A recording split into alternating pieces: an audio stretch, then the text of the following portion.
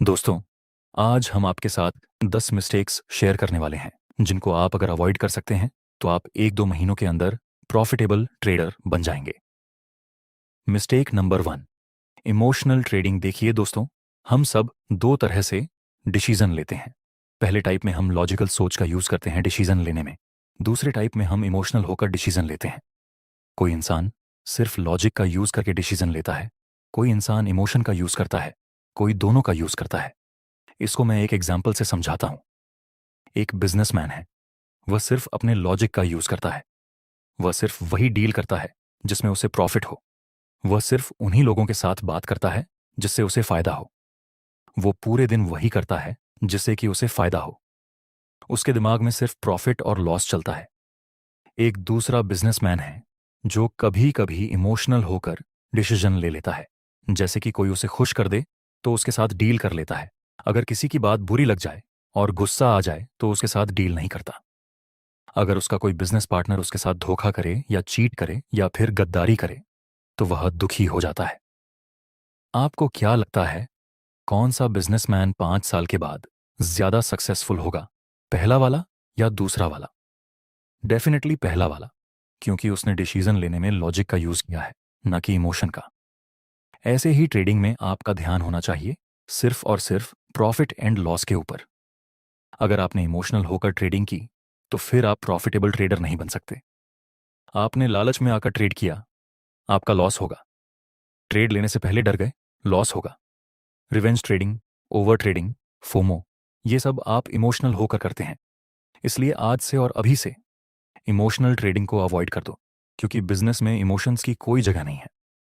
Relation में लोग emotions के बेस पर डिसीजन लेते हैं, जैसे लव का इमोशन, केयर का इमोशन, सेफ्टी का इमोशन। लेकिन ट्रेडिंग कोई रिलेशन तो है नहीं, इट्स प्योर बिजनेस। तो बिजनेस में आपको सिर्फ लॉजिकल डिसीजन लेने हैं। आई रिपीट, ट्रेडिंग और बिजनेस में इमोशंस की कोई जगह नहीं है। मिस्टेक नंबर 2, रिस्क मैनेजमेंट के साथ खिलवाड़ करना। अगर आप प्रॉपर रिस्क मैनेजमेंट को फॉलो नहीं करते तो फिर आप कभी भी प्रॉफिटेबल ट्रेडर नहीं बन सकते। आपके ट्रेड में 1 से 2 या 1 से 3 का रिस्क रिवॉर्ड रेशियो मिनिमम होना ही चाहिए। मिस्टेक नंबर 3, टेलीग्राम के टिप्स पर ट्रेडिंग करना। बहुत सारे लोग पैसा देकर टेलीग्राम के ग्रुप में ज्वाइन होते हैं, टिप्स मिलती हैं, उसके ऊपर ट्रेड करते हैं। अगर आप यह गलती करते हैं तो फिर आपको इसे आज ही बंद कर देना चाहिए, क्योंकि टिप्स पर ट्रेड करने में आप दूसरों पर डिपेंड रहते हैं और दूसरों पर डिपेंड रहकर कोई भी कामयाब नहीं बन सकता। आपको अपनी खुद की लड़ाई खुद ही लड़नी है। Mistake number 4, live trading copy करना। आजकल यह ट्रेंड काफी चल रहा है। यूट्यूब में जो इन्फ्लुएंसर लाइव ट्रेडिंग करते हैं, वह जो ट्रेड लेते हैं, लोग उसी के साथ ट्रेड करने लगते हैं। दोस्तों, लाइव ट्रेडिंग सीखने के लिए है, आप इसे कॉपी मत करिए। लाइव ट्रेडिंग बहुत अच्छी चीज है। आप लाइव ट्रेडिंग से सामने वाले का माइंडसेट सीख सकते हैं, उसका ट्रेड लेने का तरीका, उसका रिस्क रिवॉर्ड रेशियो और रिस्क मैनेजमेंट, ये सब कुछ आप लाइव ट्रेडिंग से सीख सकते हैं। लेकिन लाइव ट्रेडिंग को कॉपी करना और आपका इन्फ्लुएंसर जो ट्रेड लेता है वही ट्रेड आप भी ले लेते हैं, तो फिर यह चीज आपको आगे बढ़ने से रोक सकती है। मिस्टेक नंबर 5, अलग अलग स्ट्रेटजी को सिर्फ सीखते रहना। आपको लगेगा कि ज्यादा सीखने से ज्यादा रिजल्ट मिलेगा। बिल्कुल सही है, लेकिन सिर्फ ज्यादा सीखने से काम नहीं चलेगा। आपने सुना होगा कि कई लॉयर एक केस लड़ने के 30 से 40 लाख रुपए चार्ज करते हैं, और कुछ लॉयर ऐसे भी होते हैं जो 20,000 में एक केस हैंडल कर लेते हैं। दोनों ही लॉयर ने वकालत सीखी है, दोनों ने ही नॉलेज लिया है वकालत का, लेकिन एक लाखों में चार्ज करता है और दूसरा हजारों में।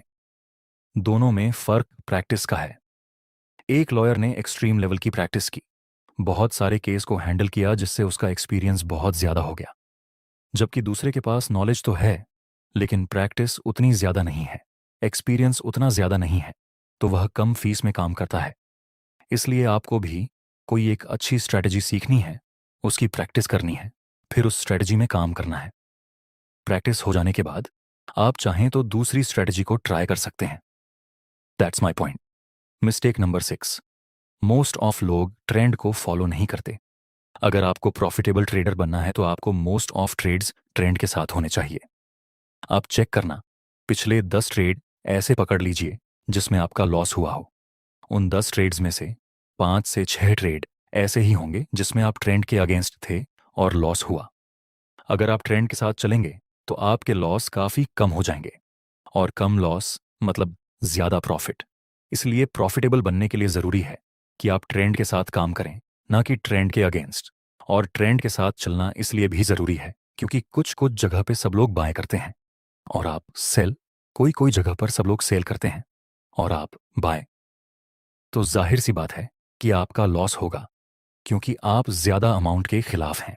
मिस्टेक नंबर 7 दोस्तों, ये मिस्टेक काफ़ी सारे लोग करते हैं और वह है सिर्फ एक टाइम फ्रेम में एनालिसिस करना।